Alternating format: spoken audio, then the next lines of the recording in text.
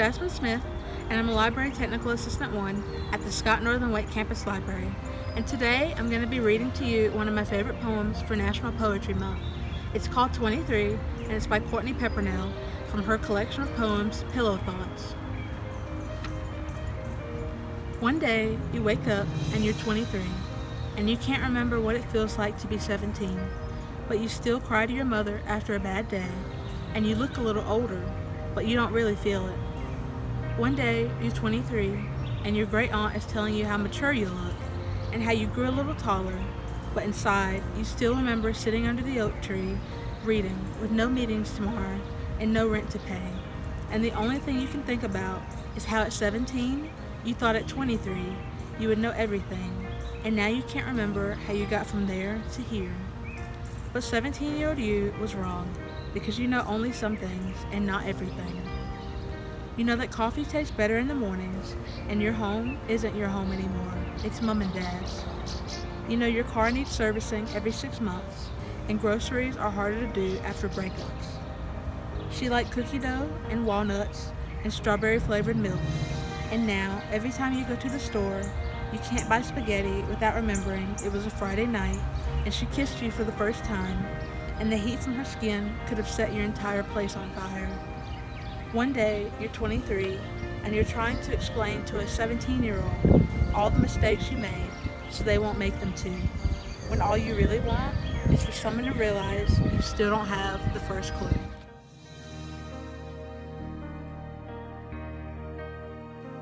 Mandolin and Liqueurs by Wallace Stevens.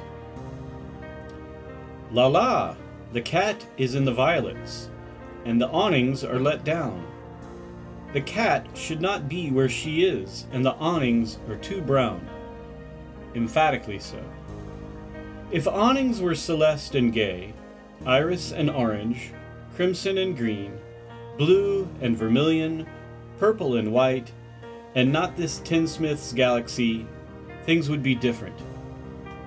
The sun is gold, the moon is silver.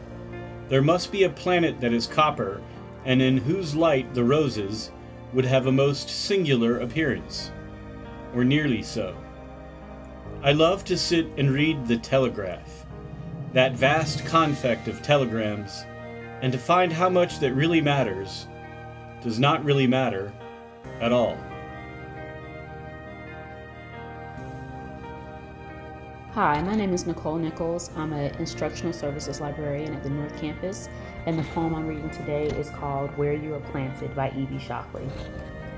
He's as high as a Georgia pine, my father'd say, half laughing, southern trees, as measure, metaphor, highways lined with kudzu-covered southern trees.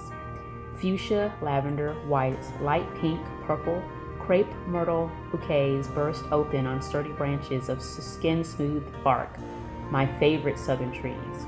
100 degrees in the shade, we settle into still pools of humidity, moss dark beneath live oaks. Southern heat makes us grateful for southern trees.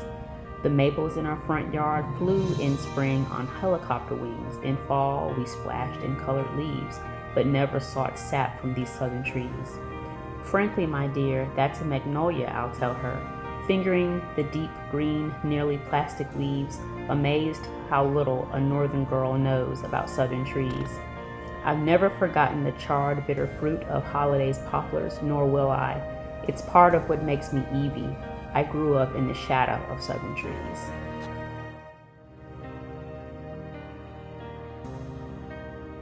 Hope is the thing with feathers by Emily Dickinson. Hope is the thing with feathers that perches in the soul and sings the tune without the words and never stops at all. And sweetest in the gale is heard a sore must be the storm that could abash this little bird that kept so many warm. I have heard it in the chillest land and on the strangest sea, yet never, in extremity, it asked a crumb of me.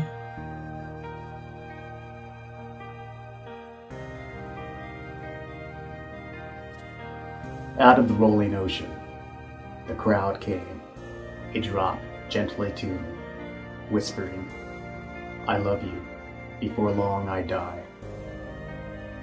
I have traveled a long way merely to look on you, to touch you, for I could not die till I once looked on you, for fear I might afterward lose you. Now we have met, we have looked, we are safe. Return in peace to the ocean, my love. I too am part of that ocean, my love. We are not so much separated. Behold the great rondure, the cohesion of all, how perfect. But as for me, for you, the irresistible sea is to separate us. As for an hour carrying us diverse, you cannot carry us diverse forever. Be not impatient, a little space. Know you I salute the air, the ocean, and the land. Every day at sundown, for your dear sake, my love.